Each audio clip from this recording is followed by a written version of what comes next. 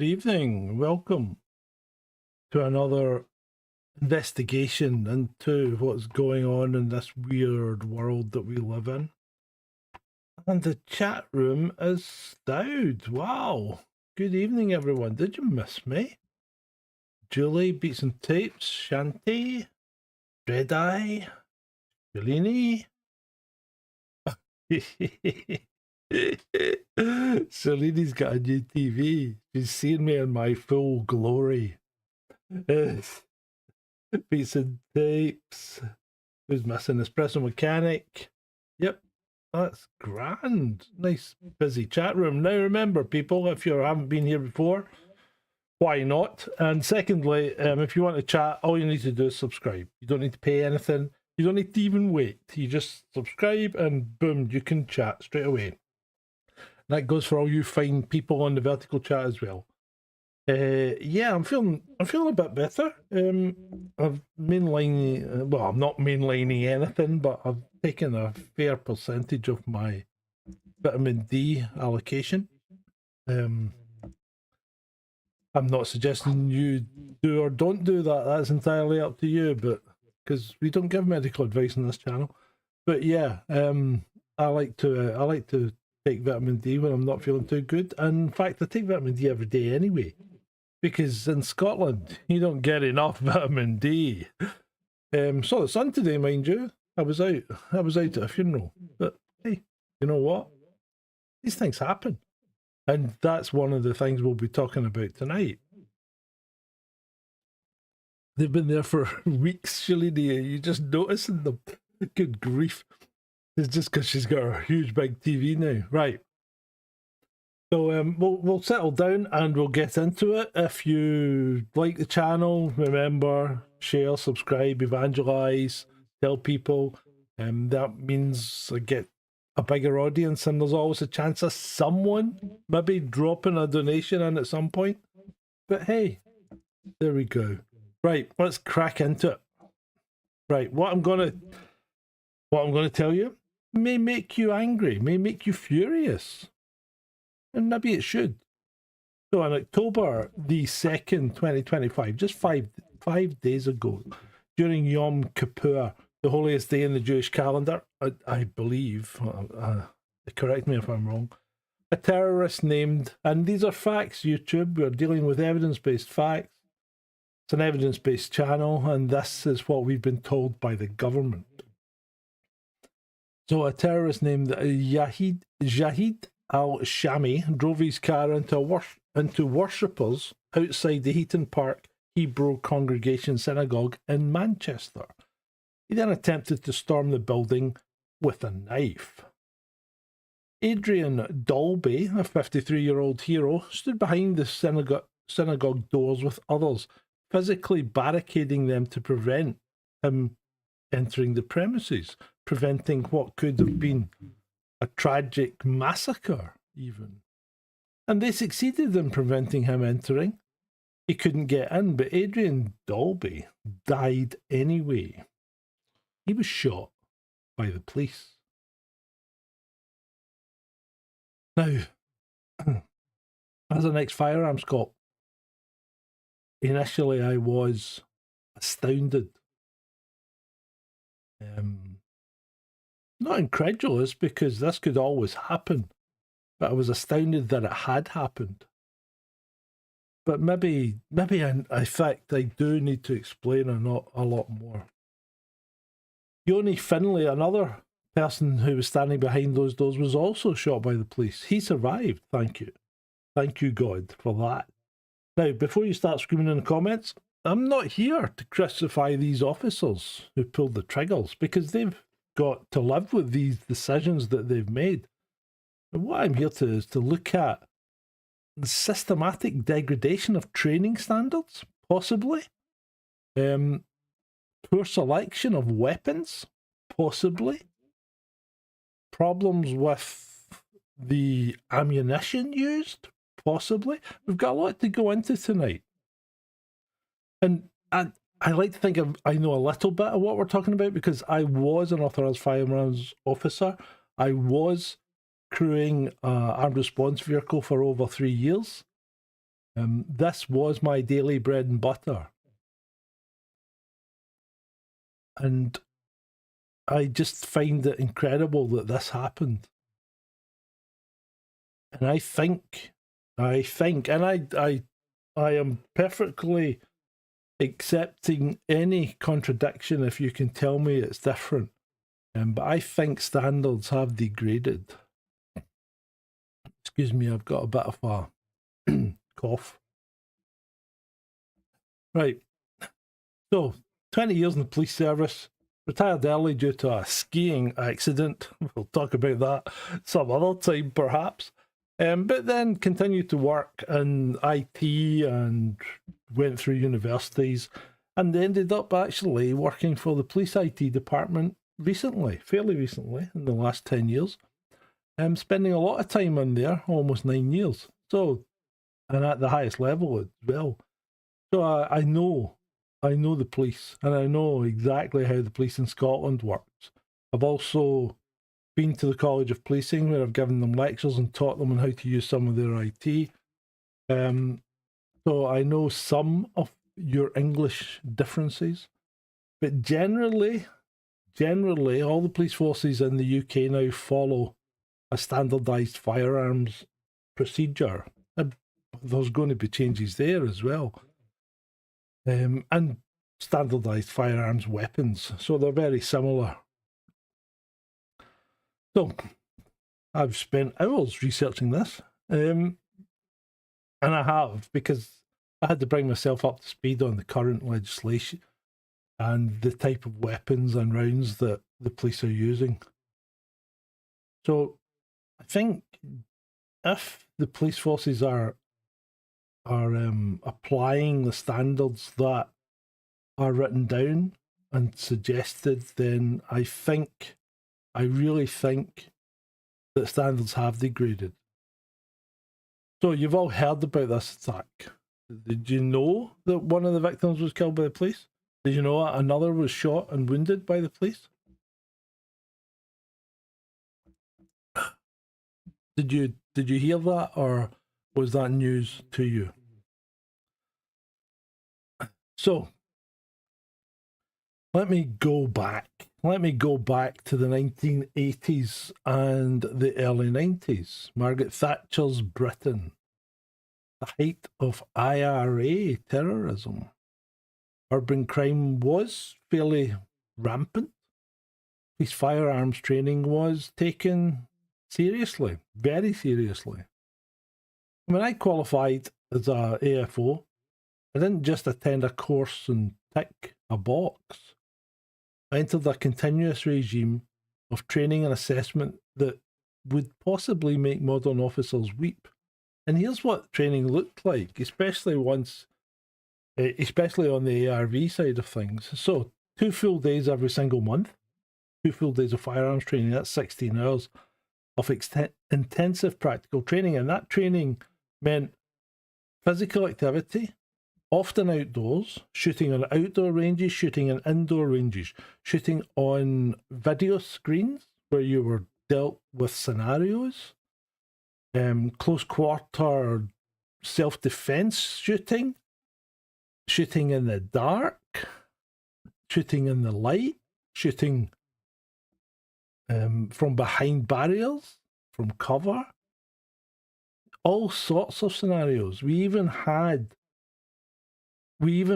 did hostage situations where people were taken hostage and you had to make a determination as to whether you were going to shoot or not. Not on paper, not on a computer, in life. You were entering premises and you were confronted with a target or a suspect that had a hostage.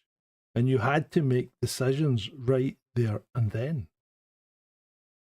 And a lot of those decisions were made under pressure. And yeah, we made mistakes. Of course we did.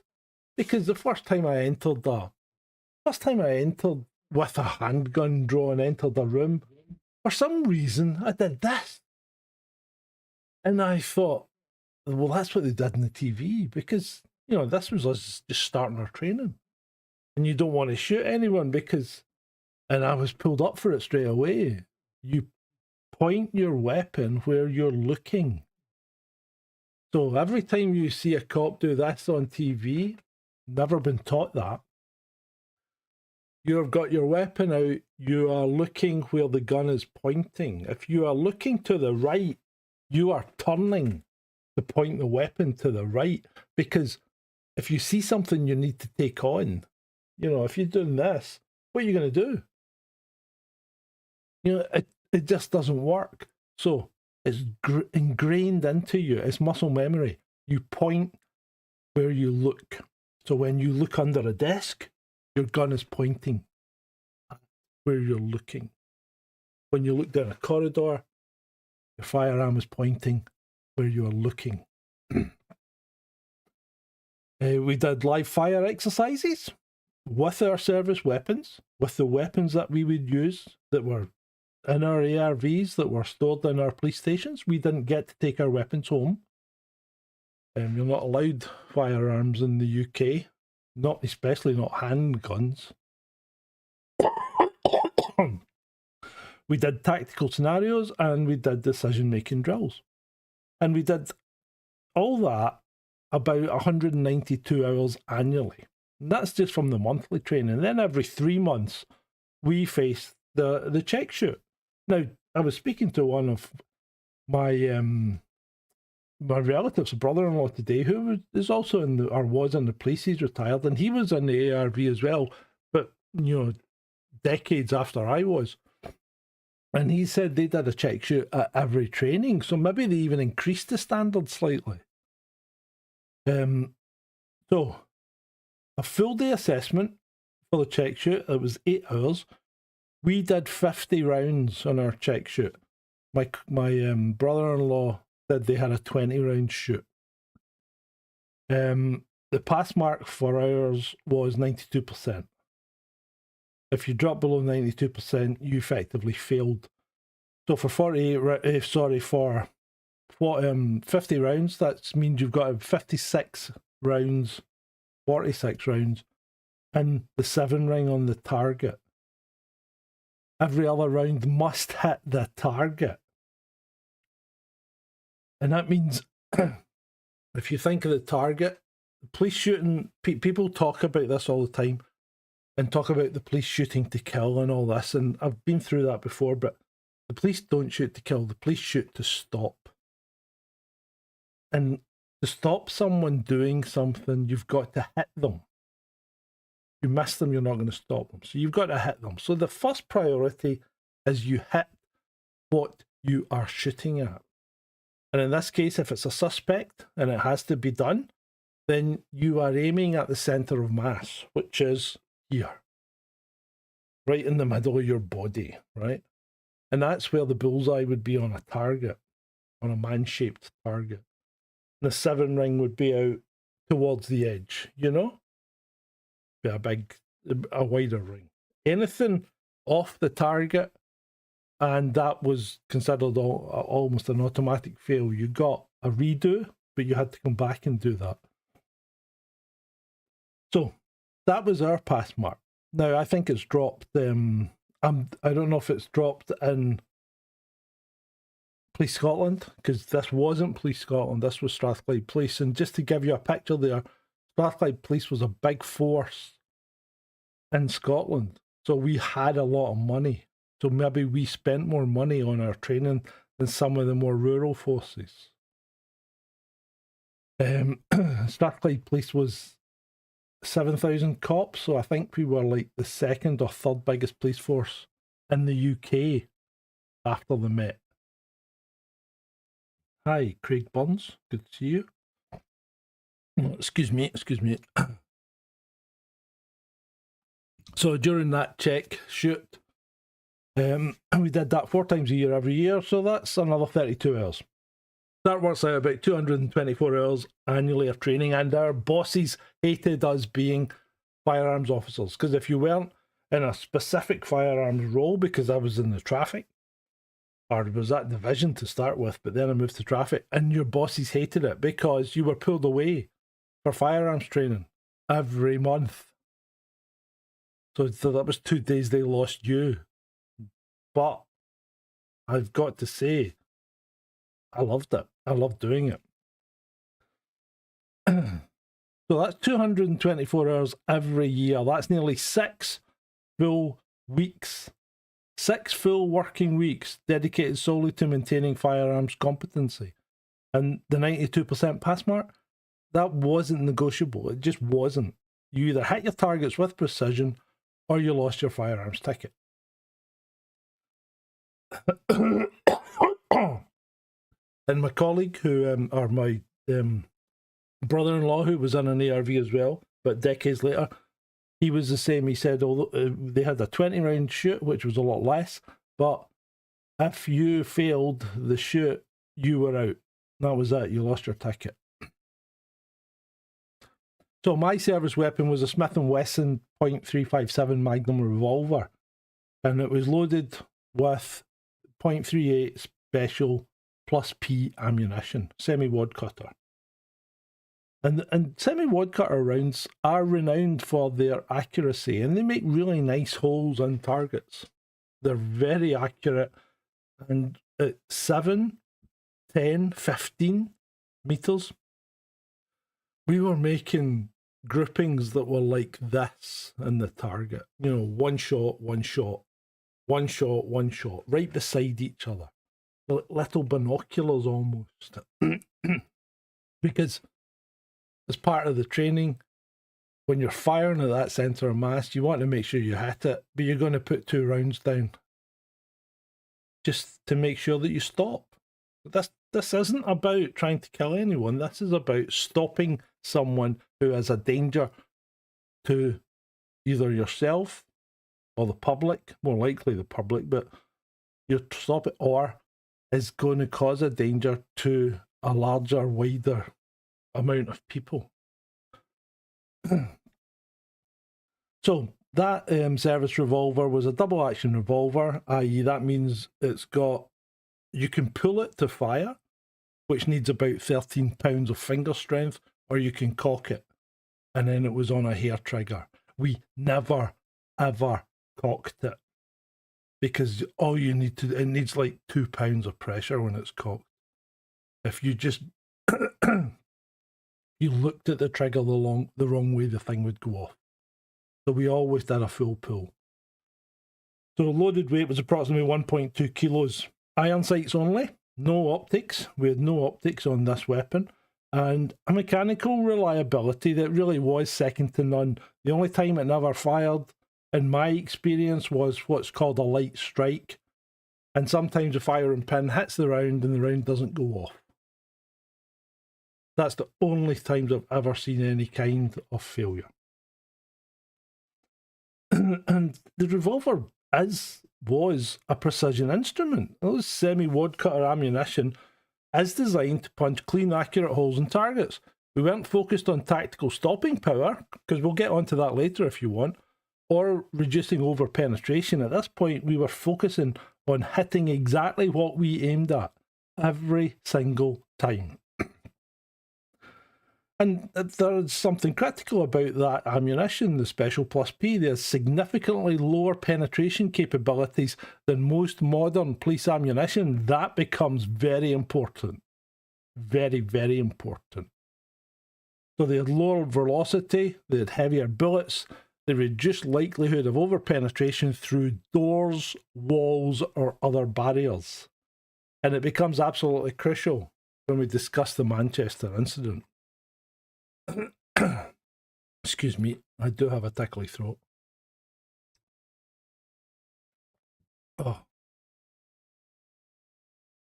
So, the philosophy underlying our training was simple and unforgiving. If you're going to discharge a firearm in a public space, you must hit your intended target with absolute precision. Because in the real world, there are no do-overs. There's no respawning. There's no, oh, I made an error. Can I do that again? No. That's no good enoughs. You know, it was good enough? No, it wasn't. You either did it or you didn't. Every round you fire is accountable. Every miss is a potential tragedy because that bullet's still travelling. and it's going to keep travelling for some considerable distance until something gets in its way. And if that thing that gets in its way is a person or a child, then you've maybe just killed someone inadvertently. But you did it. So our high standard existed because our instructors knew something that maybe modern training seems to have forgotten. Because in operational conditions, your accuracy degrades dramatically. I mean, you've got to remember you're kitted out, you're wearing body armour, which is unwieldy and uncomfortable. You've got a weapon strapped to your waist, you've got with a dropped holster so as you can get it, because you can't get to a normal holster when you're wearing body armour because it fills the holster. So you've got to drop your holster down your leg. That's why you always see the cops walking about with their holsters really low down. Because if you're in a car, you can't pull your weapon. So research shows that shooting accuracy can decrease by 40 to 67% in real-world unopposed encounters, and up to 86% in opposed shooting incidents, i.e. when the bad guy's shooting back at you. And that's comparing it to training conditions. Yes, you do have to account for every round, Craig. Of course you do. So, today's standard is 75%. So if you can only hit 75% in training, what happens when you're pumped full of adrenaline, facing a knife-wielding terrorist with innocent civilians in the background? And this, at this point, just becomes math. And the maths are not stacking up in the favour of the innocents. That's the problem. Any former police or military on the channel? Did you go through similar training? Were your standards high, or was it just get as many rounds downrange as you can? Because police and military are completely different. You kill 2 people with 1 bullet in the military, that's a bonus. You do it in the police, then it's a tragedy. Craig says he's ex-forces, yeah. I mean, would you agree with that, Craig? You know, if 2 or 3 people get injured from 1 bullet, that's a bonus in a military situation. And Ireland's horrible, because Ireland, to me, it's a big problem from both a policing and a military experience, because one, it almost made the police there into military, and you put the military into a situation where they've got to behave like police, and they're not trying to do that. So the rules of engagement become awful.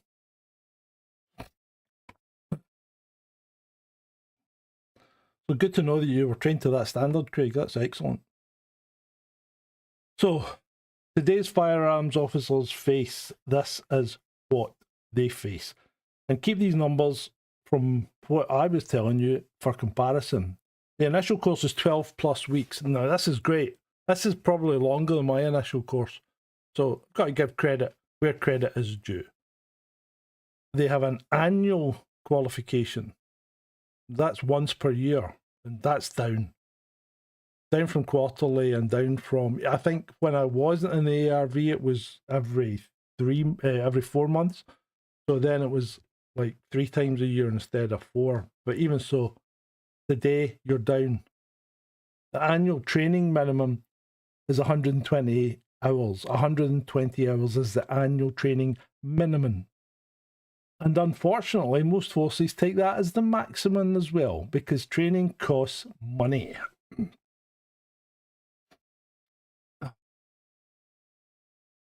Yeah.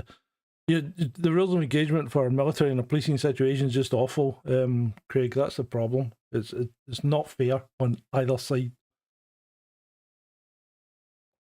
Today's pass mark is between 70 and 80% accuracy. Now remember how much your accuracy can degrade when under pressure and under fire. Remedial training is available for scores of 70 to 80%. below 70% requires immediate remedial work before requalification. Okay, fair dues. But let's do the maths on that.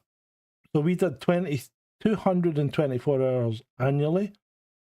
Current standard's 120. That's a reduction of 104 hours. That's a 46.4% decrease. Our pass mark was around 92%. Current standard 70 to 80. Let's call it 75. That's 17% down. Yeah. So modern firearms officers receive less than half the training hours while being held to significantly lower accuracy standards than officers from my generation. That's not evolution, that's regression. Now, let's look into the modern weapons, because in my day, as I said, it was Smith & Wesson 357 revolver and Heckler & Koch MP5 9mm carbine, semi-automatic carbine. Not called a machine gun because it doesn't fire on full auto. You have 1 or 3 shots selectable. And it did have optical sights. And I'll be honest, a very difficult weapon to miss with.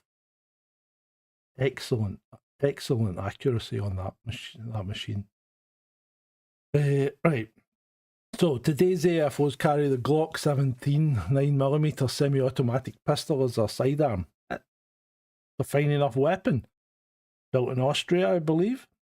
Semi-automatic pistol, 17 plus 1 round. So you can have 1 in the chamber and 17 in the mag. 200% increase over a 6-shot revolver.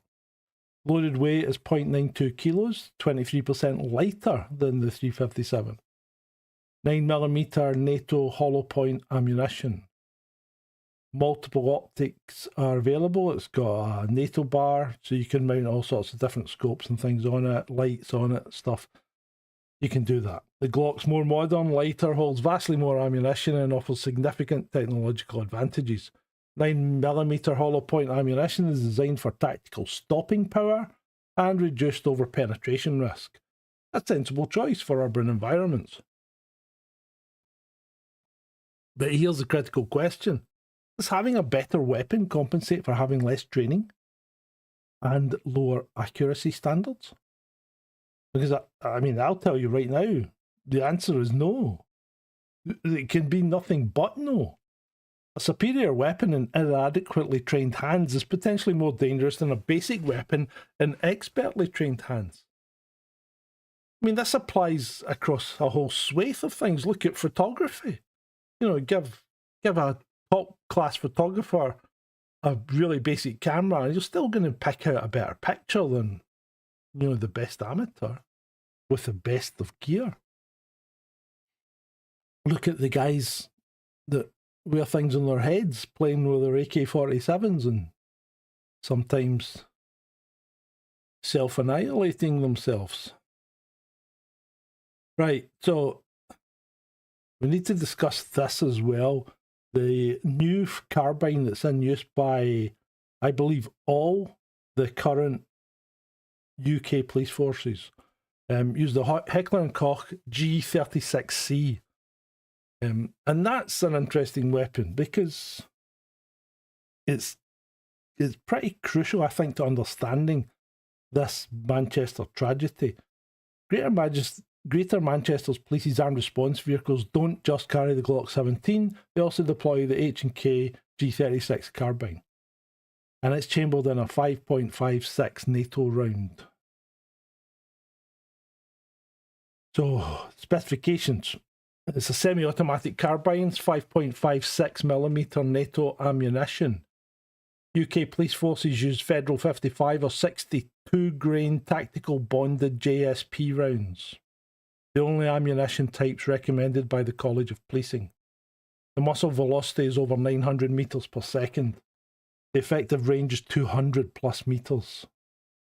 The magazine capacity is 30 rounds. This is a vastly more powerful weapon system than either the Glock pistol or my old but reliable 357 Magnum.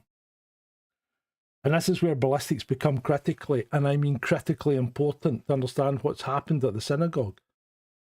5.56 millimeter ammunition, even in the bonded JSP, which is jacketed soft point. These rounds specifically designed to reduce over-penetration, but will easily penetrate wooden doors, drywall, brick walls, and most building materials encountered in urban environments. Research from multiple independent sources confirms that 223, which is the Mini Ruger Standard stroke 5.56mm rounds, penetrate wood with minimal energy loss. We're talking about a round travelling at over 900 metres per second with significant kinetic energy. Now, this is why when you're doing tactical training, you never use a vehicle as cover unless you are in specific parts of that vehicle, because these kind of rounds will just go straight through that vehicle. It's not a rifle as such, it's a carbine. So it looks like it's a short barreled, usually about 11 to 14 mil. Well, 7.62 is different altogether, Craig. I've shot at 7.62. That's a beast. But anyway, these carbines are fairly compact, which is useful in the kind of environments where you're like being, where you're a cop and you're carrying it in a vehicle and having to use it in an urban environment. 7.62 is a much bigger weapon, and I think probably, I don't know, the cartridge, it always looks impressive when you see the cartridge on the 7.62 because it's huge. You've got to think that's putting some power behind that little bullet, But anyway, where were we? So we're going back to we're going back to the carbine, and the 5.56mm rounds. That's the problem. So think carefully about this Manchester scenario and what happened here. A terrorist attempting to force entry through wooden synagogue doors, with Adrian Daulby and Yoni Finlay holding those doors shut from the inside. If officers engaged with 5.56 carbines, and we're not told exactly what weapons they fired. We don't know definitively at all what weapons were actually used yet. Those rounds would pass through the doors and strike anyone positioned behind them.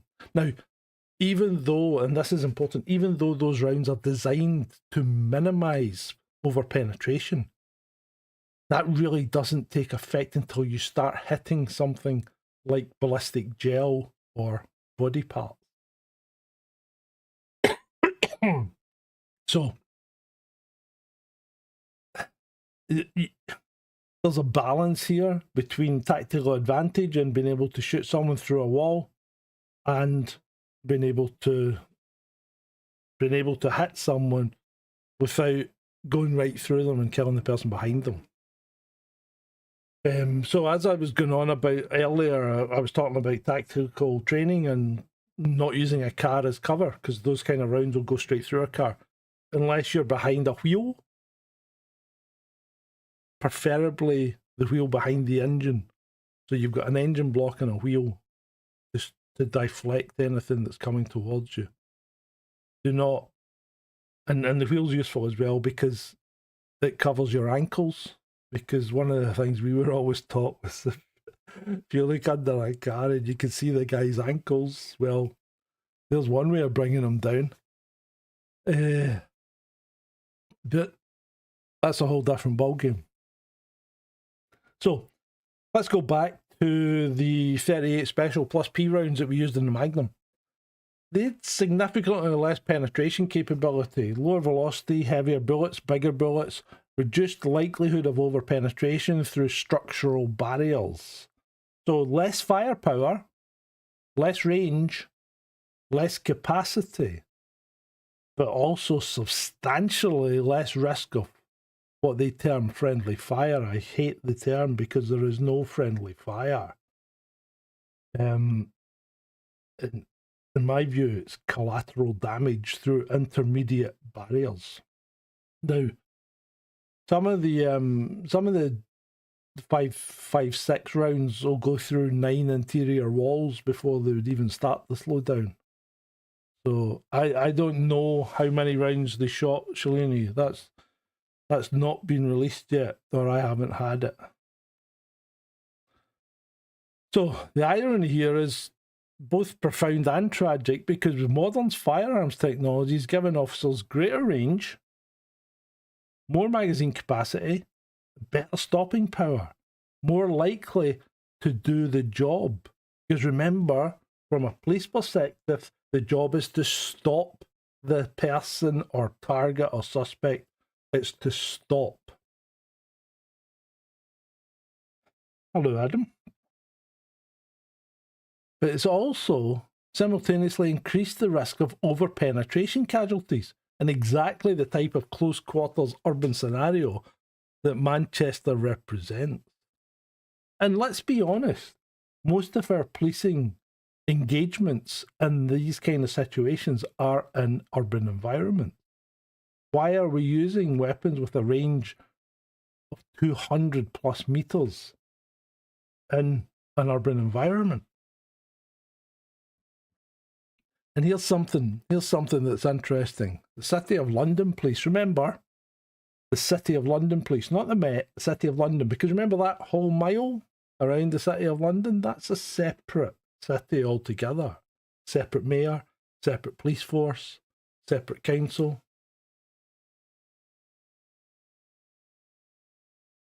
So the City of London Police have announced in May 2025, just 5 months before this tragedy, that they're replacing their entire fleet of 115 G36C carbines because they need weapons better suited to the modern ARV workforce operating in the densely built-up urban environment. So someone in the police has recognised that 5.56mm carbines present significant challenges in urban environments, especially when it comes to penetration of walls, doors, cars. So a procurement decision was made, the tender was awarded, but that recognition has come too late to help Adrian Daulby and Johnny Finlay.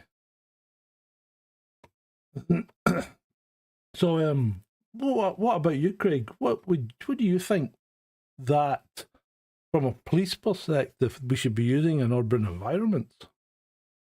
You know, I mean, it's a tricky situation because sometimes you want to shoot someone through a barrier, but you have to balance it. You've certainly got to balance it with your accuracy.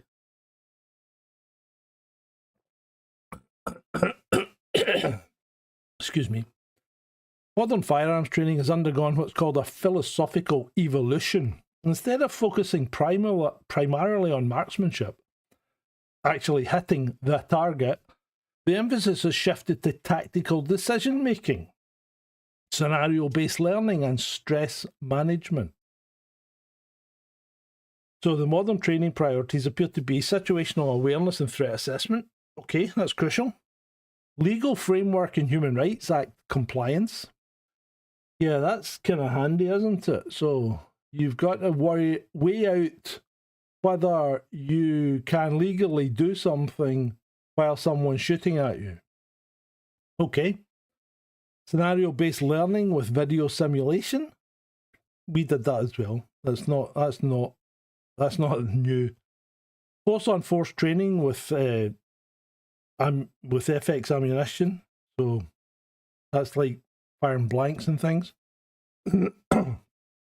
Stress inoculation and psychological preparation.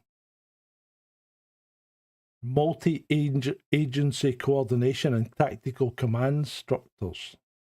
Now, don't misunderstand me. These are all important elements. Understanding when to shoot is critical. It really is. But you also need to know how to shoot.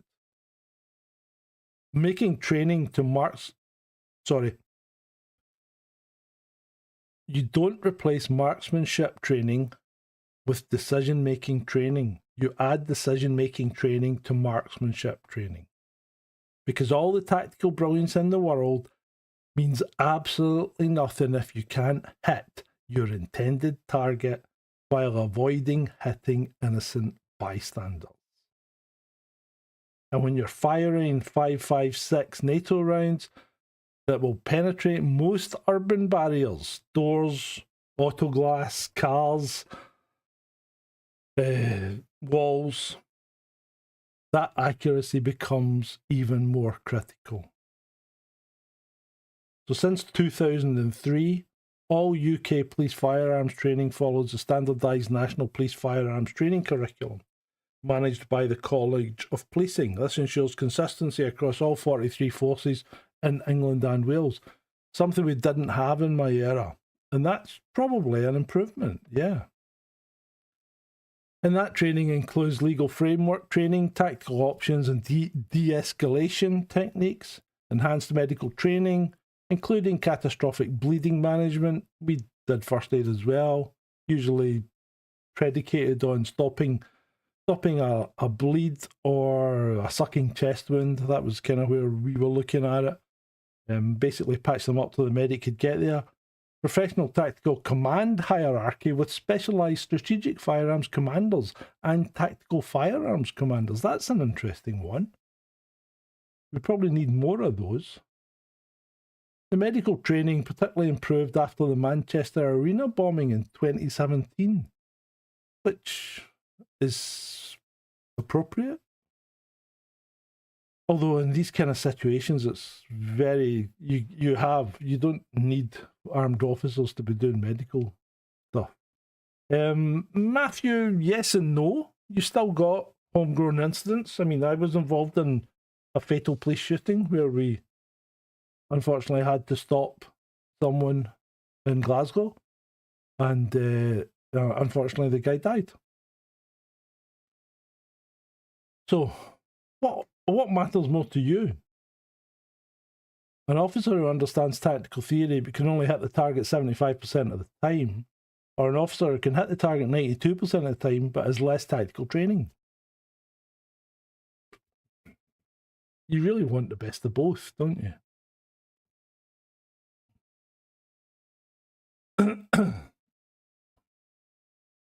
Cheers, Craig.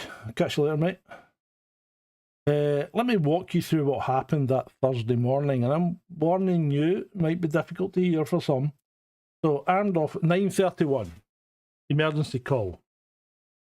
Armed officers received reports that a vehicle had struck multiple individuals outside the Heaton Park Hebrew Congregation Synagogue in Crumpsall, Manchester.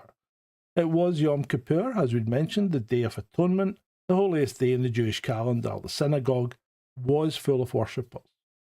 9:34, police arrival, 3 minutes. Armed officers arrived at the scene within 3 minutes. And credit where it's due, that's an excellent response time. Outstanding even. The officers confronted a scene of chaos, injured pedestrians, a suspect attempting to force entry into the synagogue with a knife, and what appeared to be an explosive device on him. He appeared to be wearing an explosive vest. That was later determined to be inactive, but you've got to take all this into account. 9:38, that's 4 minutes after they arrived. Officers discharged their weapons, 7 minutes from initial call to shots fired. Ihad al-Shami, the 35-year-old terrorist, was stopped. But so was Adrian Daulby. And Johnny Finlay was wounded. So, from what initially looked like a fantastic response from the police, we now have a major, major problem. So, the victims, Adrian Daulby, 53 years old, a local resident, described by his family as a down-to-earth man and obviously now a hero. Rabbi Daniel Walker told the media that Adrian was inside the synagogue foyer, helping hold the doors shut to prevent the terrorists from entering. He was holding those doors to make sure everyone inside stayed safe. When police fired their weapons at the terrorist, Adrian was fatally wounded. His 15-year-old son, who survives him, has to live with the noise that his father died a hero but was killed by the people who were supposed to protect him. Melvin Kravitz, 66 years old, security guard who was initially outside when the attack began, described as someone who courageously stopped the attacker from entering the building. Melvin died from injuries sustained in the attack. It's not entirely clear from reports whether he was killed by the terrorist or also by police gunfire, but I suspect at this point he was killed by the terrorist. Johnny Finlay.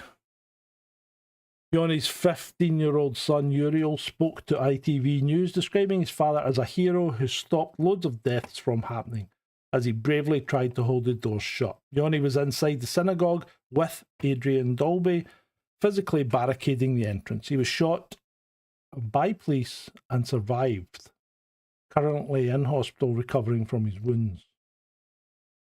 3 other individuals are in a serious condition in hospital. They were all injured during the attack, either being struck by the vehicle or by a knife.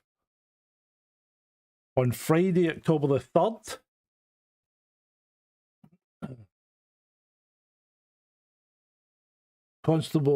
Chief Constable Stephen Watson of Greater Manchester Police made a remarkable admission. And I'll give him credit for honesty, because covering this up would probably have been easier. Watson stated that a Home Office pathologist had primarily concluded that one of the deceased, Adrian Daulby, sustained injuries consistent with a gunshot wound. Since the suspect, Yihad al-Shami, was not armed with a firearm, Watson acknowledged that this injury was likely an unfortunate and unexpected result of police action. He further stated both victims were positioned closely behind the synagogue door as congregants bravely tried to thwart the assailants' entry. And let me translate that from police speak to English. Officers fired through the door that Adrian Daulby and Johnny Finlay were holding shut, killing one and wounding the other. That's blunt, but that's what happened. So the Independent Office for Police Conduct has opened an investigation into the use of lethal force, which is standard procedure when police actions lead to a civilian's death.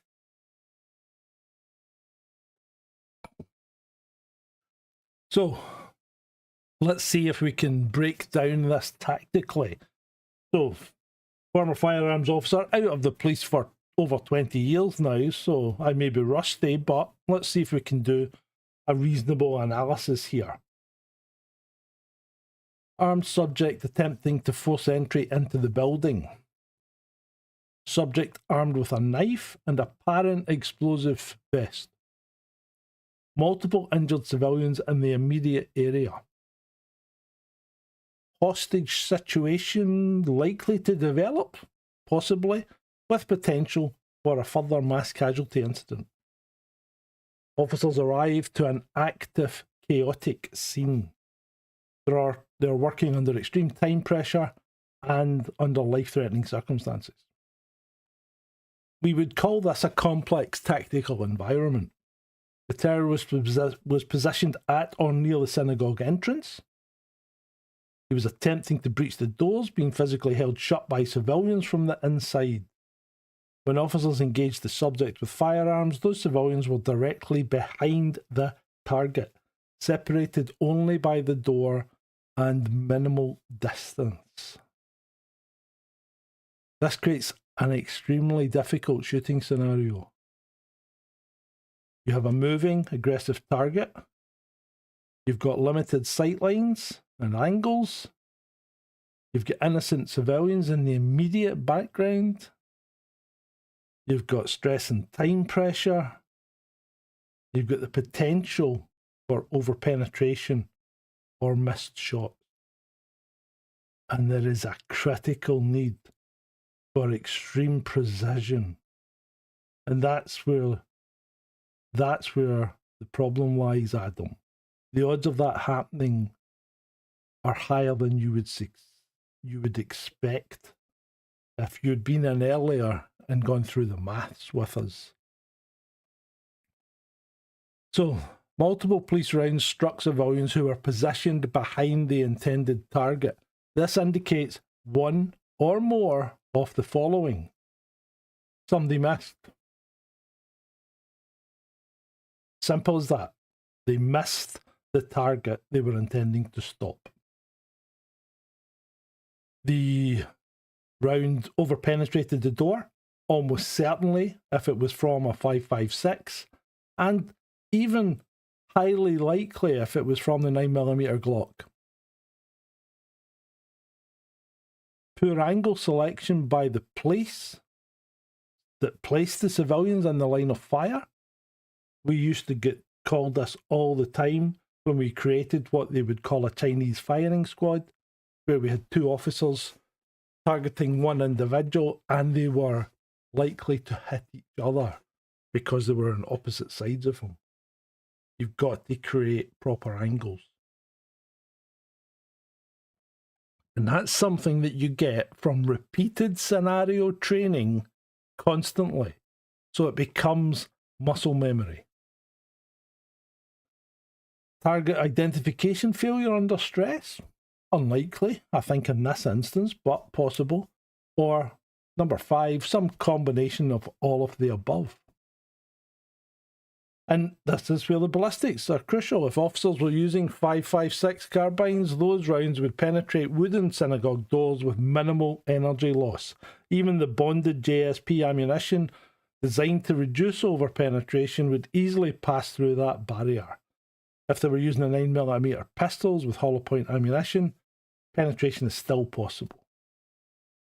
Slightly less likely, depending on the door construction and the angle of impact, but still possible. We don't know what weapons were used, but we know those officers had access to both Glock 17s and H&K G36 carbines. And we know that 2 civilians were struck by police rounds. So here's the question. Would officers trained to our standards in the day, 92%, maintained through 224 hours of annual training, using weapons with lower penetration risk, have made the same mistakes? I don't know. It's hard to say, isn't it? Nobody can know. Operational shooting under extreme stress bears little resemblance to range qualification. I'll tell you this with absolute certainty. Precision matters. Accuracy matters. Weapon selection matters. Understanding ballistics matters.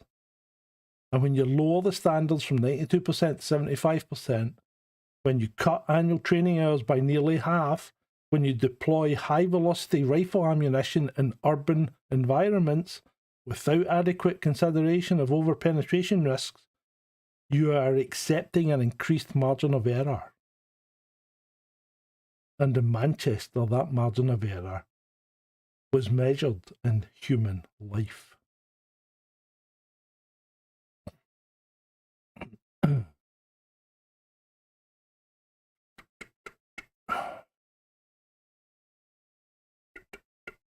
You're not going to bait me on this, Adam. I'm not going to be brought into these kind of conversations. You're being deliberately obtuse, which is, as I know, your want. So,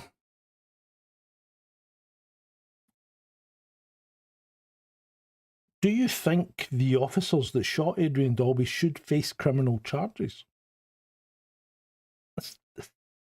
It's a tough question. They killed a man.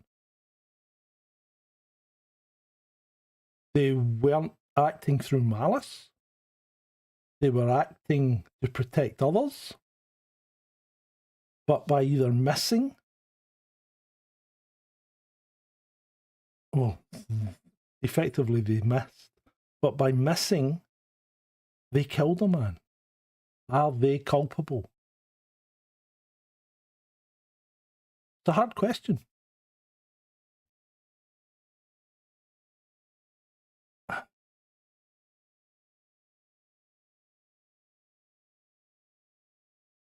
In 2023, Her Majesty's Inspectorate of Constabulary and Fire and Rescue Services conducted a comprehensive inspection of UK police firearms deployments.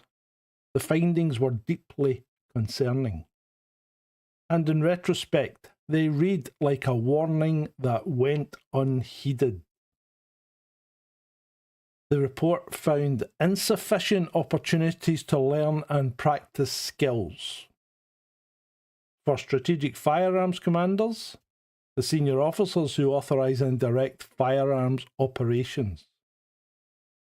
These are the people that make the life and death decisions tactically, and they weren't getting adequate training. Poor coordination between different specialist units. In complex incidents like Manchester, multiple units must work seamlessly together. The inspection found significant deficiencies in this integration. And certainly, when I was in the ARV, we used to routinely have divisional AFOs in the ARV with us on a rotating basis. We were sometimes used in the TFU. So, in my day, we had, and this is for all of Strathclyde, not just Glasgow, but we were based in Glasgow. So all of Strathclyde, which is huge. So that stretches from the Dumfries and Galloway border down past Girvan. So from there all the way up to just shy of Loch Lomond, that's all Strathclyde. It's really huge. And our big city is obviously Glasgow, but we had other major urban conurbations. We had Ayr, we had Kilmarnock, we had Irvine, home of Sturgeon. We had Saltcoats and Greenock and Gourock. And we covered the entire area, including the outlying islands of Arran, Oban, Mull. Well, Oban's not an island, but it's up there. Oban was their area as well.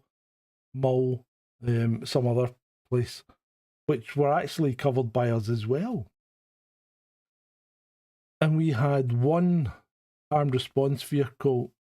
We had one armed response vehicle that was a fast traffic car that was crewed by 2 AFOs.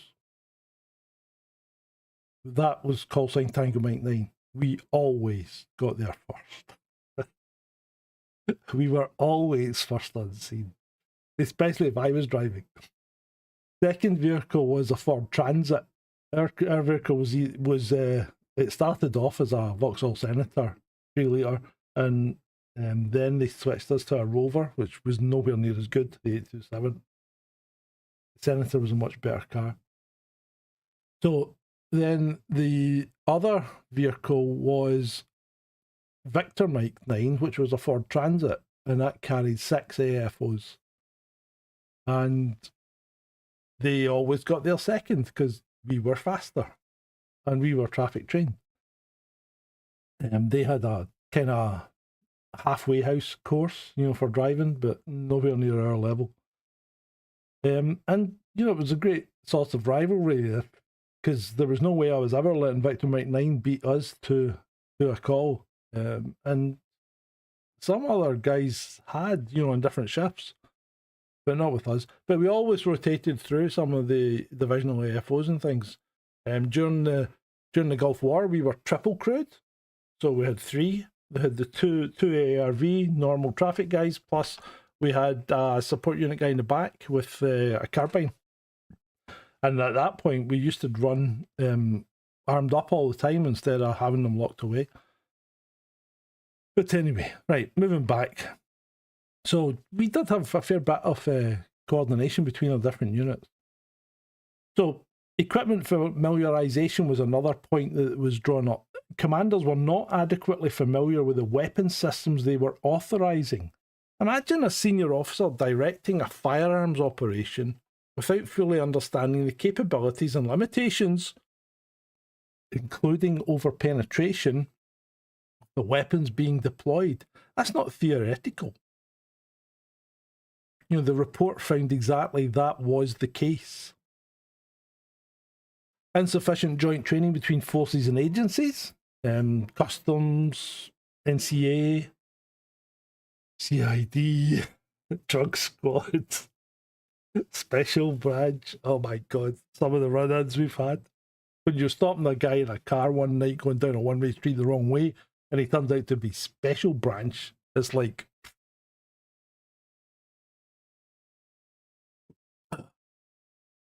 And perhaps most damning, training facility degradation. Investment in training facilities hasn't kept pace with increased officer numbers.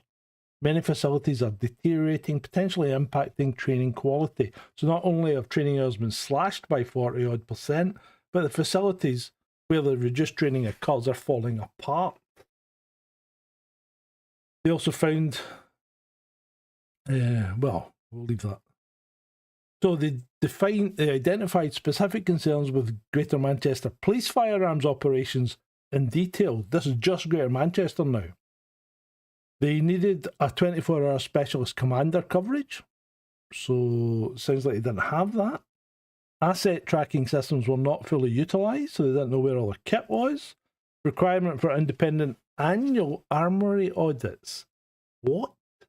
How could you not be auditing your armoury? And training facility concerns. So these issues were documented in 2023.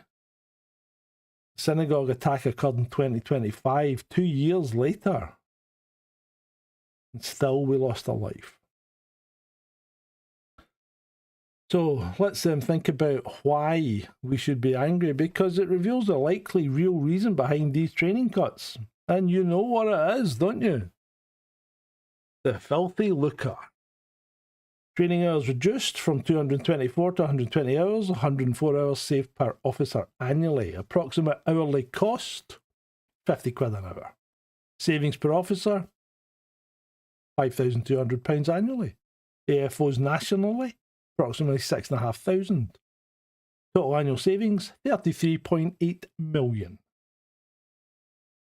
£33.8 million saved every year by running a degraded training regime compared to historical standards. That's the price the UK government decided was worth paying for reduced firearms competency. Adrian Daulby's life was worth more than £33.8 million in training budget savings, but apparently the Treasury disagreed. Research into police shooting accuracy reveals a disturbing trend that validates my concerns about current standards. 19th century untrained officers had a 15 to 22% hit rate.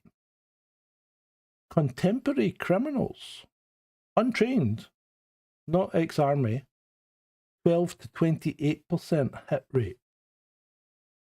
Contemporary trained police officers, 14 to 38% hit rate. Those aren't great numbers. Despite massive investments in training infrastructure, modern firearms, better ammunition, and advanced tactics, contemporary trained officers have only marginally better hit rates than untrained officers from 130 years ago, and barely better than untrained criminals. That's crazy. And we've talked about this before. Research has shown that shooting accuracy decreases by 40 to 67% in real-world unopposed encounters compared to training conditions. In opposed shooting incidents, when the bad guys are shooting back. Thank you, Shalini. Wrong one.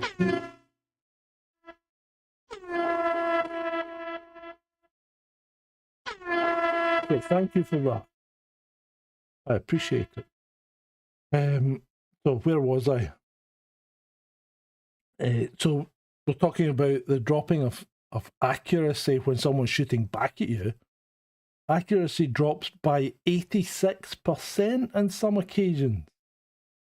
So if your training is to 75% accuracy and you're dropping by 86%, what's the actual chance of you hitting your target? It's in single figures, isn't it? Operational degradation, 50 to 86% reduction. Operational accuracy, 10.5 to 37.5%. That means in a real-world incident, an officer who qualifies at the 75% standard might realistically hit their intended target between 1 in 10 and 3 in 8 shots. The other shots, they're going somewhere. Manchester sure is where. And when they're 5.56 NATO rounds travelling over 900 metres per second with significant penetration capability, every miss becomes exponentially more dangerous. The counter-argument. And I, if anyone, am not anti-police. But let me present the counter-argument, because intellectual honesty demands it. UK firearms discharge statistics. 2017 to 2018, police firearms discharged in only 0.06% of armed operations. 2023 to 2024, 2 incidents where police firearms were intentionally discharged at persons. Annual armed operations, approximately 17 to 18,000 operations every year. These stats demonstrate remarkable restraint. UK firearms officers are deployed thousands of times annually and almost never discharge their weapon. That's extraordinary, and it speaks to excellent decision-making and de-escalation capabilities. But, and this is a massive but, when firearms are discharged, accuracy becomes paramount. It's absolutely critical for civilian safety. The Manchester incident demonstrates that restraint and good decision-making mean nothing if when you do shoot, you kill the wrong person. And people were on Twitter and things saying, why didn't they shoot the guy in the head or the arm if he had a vest? He was clicking the vest. Why didn't they shoot him in the arm? These guys can't hit the fucking target when they're aiming at the centre of it. What chance do you think they got of shooting somebody in the arm? You don't do that. It's quite clear, when you shoot as a police officer, you shoot to stop, and that means shooting at the centre of mass.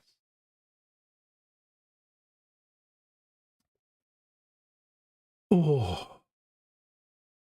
The Manchester incident demonstrates that restraint and good decision-making mean nothing. Absolutely nothing. If when you do shoot, you kill the wrong person. Here's a philosophical question then. Would you rather have firearms officers who almost never shoot, but aren't highly accurate when they do, or officers who shoot more frequently, but with greater precision? That is an ethical dilemma, isn't it? Because you might end up with innocent people who you thought were guilty people being stopped. Interesting. Well, yeah, exactly. See, this is the problem, Shalini. When you get people, when you shoot someone as a police officer, you get, you usually get suspended straight away. Your team is suspended straight away, and you'll have to surrender your firearm, account for all the rounds in it, or whatever, or if you fired any. Give a statement, be interviewed, could end up at a fatal accident inquiry. Been through it, done it all. It's stressful. It's stressful. So the Human Rights Act in 1998 fundamentally transformed UK policing, and luckily I was out, I was nearly out by this point. I left in 2000.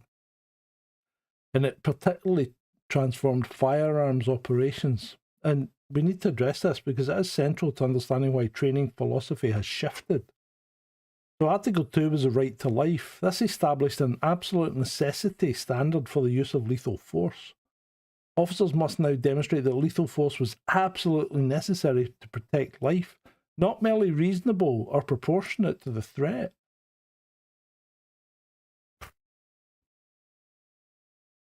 How are you meant to figure that out in the milliseconds you've got when someone's coming at you?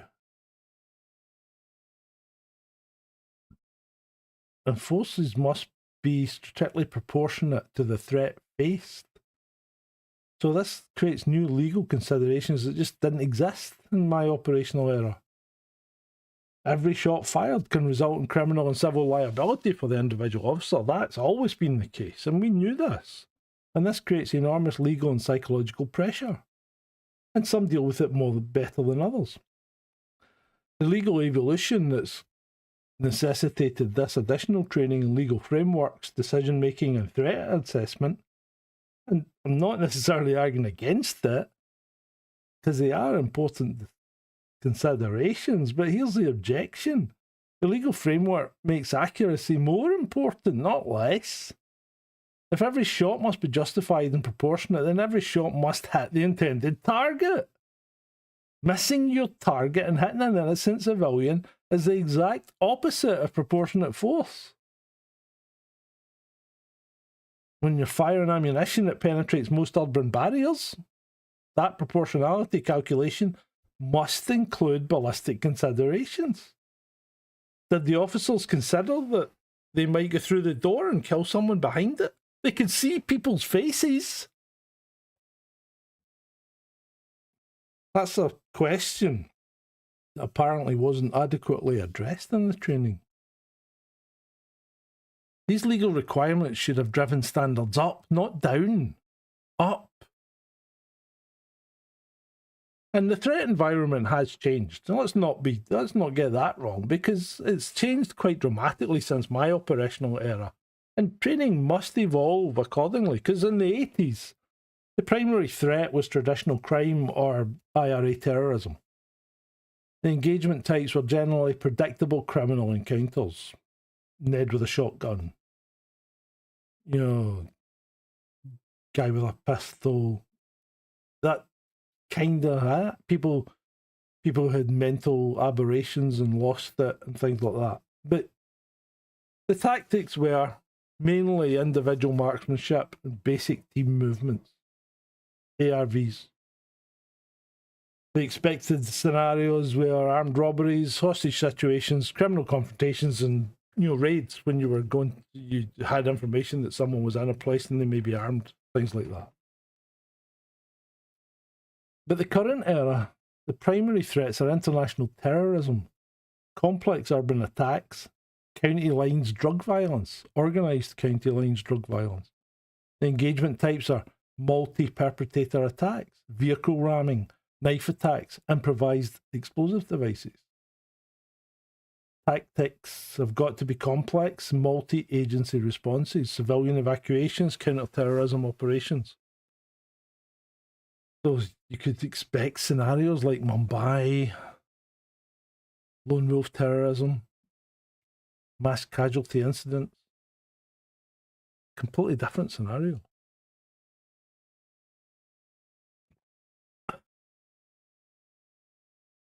Oh.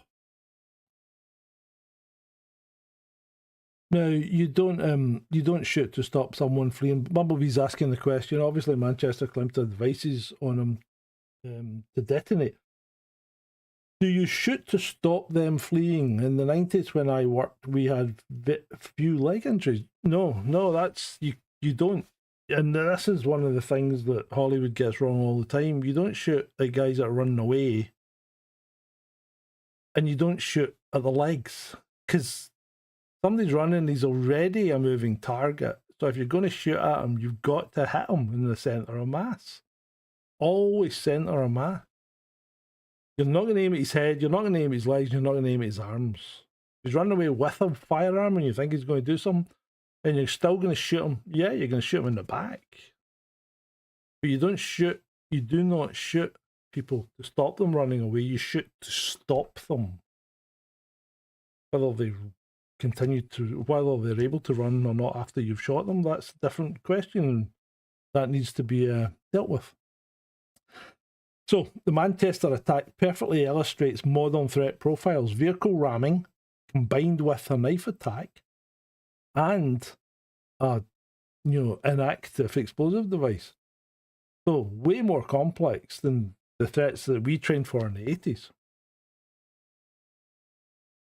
But complexity doesn't excuse basic competency failures. If anything, more complex threat environments demand higher standards, more training, not lower ones, better understanding of weapons and their ballistics, full understanding of the over-penetration risks in urban environments.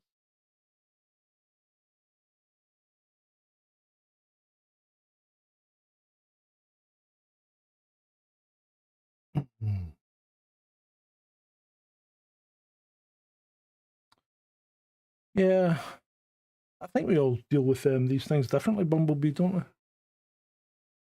One genuinely positive evolution has been the creation of specialist firearms roles with structured career progression. Authorised Firearms Officer, who goes from basic tactical response to ARV to standard armed operations, then into the specialist firearms officer role with enhanced tactical training for high-risk operations, advanced weapons and tactics. This is like SWAT, isn't it? Complex tactical scenarios. And then you go up even higher to the counter-terrorist specialist firearms officer, elite tier for terrorist incidents, specialised counter-terrorism training, highest level of tactical capability. So an excellent progression system. And it provides professional development opportunities that didn't exist in my era. Genuine improvement, and I'll acknowledge that without reservation. But career progression doesn't compensate for degraded baseline standards. If the basic AFO can only achieve 75% accuracy with 120 hours of annual training, promoting them doesn't magically make them more accurate. Just gives them more advanced tactics and potentially more powerful weapons built on adequate foundations. Or are you giving them more training, which you probably are? But shouldn't we start with the best of the best? We really need to lift our criteria.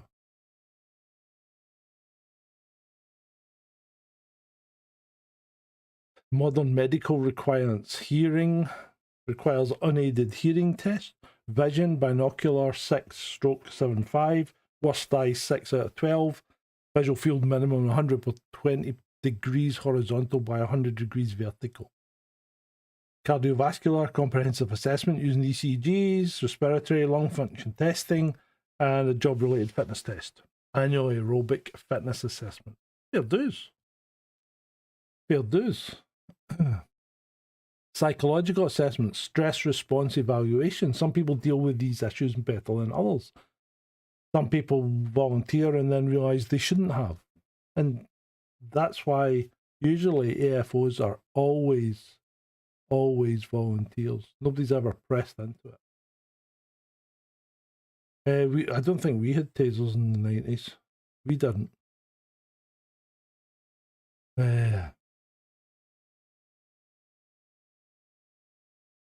So, where was I? Decision-making ability under pressure. You need that. Emotional stability and psychological resilience. Yeah. Judgment and situational awareness assessment. You know, when you're doing a raid on a house where you think there's a guy with a firearm, and due to information that you've been given, you've got a warrant, you knock on the door, you're all standing there with your weapon out. And, you know, it's crazy the way these situations are just so funny. And you're like, what the hell? So this guy, the lead guy, taps on the door. We're all standing off to the side, you know, keeking around each other basically. And the door opens, and this wee woman standing there, and she goes, and he sticks the gun in her face and goes, "Please, get on the ground." She goes, "Don't be silly, son. Come on in, we'll have a chat." It's like some people just don't bother. Other people, like I was on a turn and we'd secured the whole block, and I was at one corner with a dog man, and this guy come down the stairs and come out the door, and I'm like, "Armed police, stop where you are," and he just froze. It was like, and then I just started telling him to do things like turn round, kneel down, and he just did everything he was told because he'd seen me with a gun, and that was it. He wasn't doing anything that he wasn't going to that was going to get him shot. But other people just turn and run. It's weird. Everybody behaves differently. Oh. Right.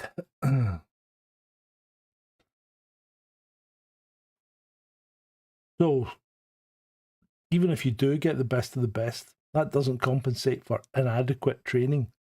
You can select the finest candidates in the world, but if you only train them to 75% accuracy and only half as long, then you aren't going to get the best in the world anymore, are you?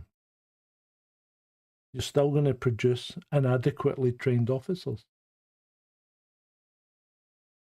So, based on this, here are my recommendations, and these are just my recommendations for immediate reforms to UK police firearms training. And when I say immediate, I mean implemented within 6 to 12 months, not decades of committee meetings. Increase annual training requirements from 120 hours to a minimum of 200 hours, moving back towards the 224-hour standard. It represents an investment in competency that could prevent future Manchester-style tragedies. That would cost approximately 20 to 25 million. Return to regular monthly intensive training programs, not just annual qualifications. Firearms skills degrade rapidly without consistent practice. Monthly 8 to 16-hour sessions maintain muscle memory and decision-making capabilities that annual assessments cannot replicate. Implement a phased increase in accuracy requirements from current 70 to 80% towards historical 90+ levels.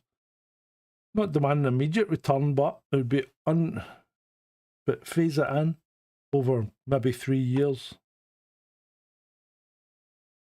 Annual qualification allows skill degradation over 12-month periods, return to quarterly or even, every 4 months. Competency testing to identify and remediate degrading skills before they become operational failures. Develop mandatory training modules specifically addressing the risks for all the weapon systems, particularly stressing the danger of the 5.56, because that high velocity round is lethal. Even behind a brick wall, it's a lethal round. Officers have got to understand the penetration characteristics of their ammunition through various materials, when to use pistol versus carbine, because everybody wants to grab the carbine because it looks cool. But sometimes the pistol's a more sensible and safer choice. People have got to be aware tactically, they've got to be able to select proper angles. You cannot have Chinese firing squads. You cannot have civilians put in danger. You have to be able to look past your subject and see what's behind him, especially in complex environments.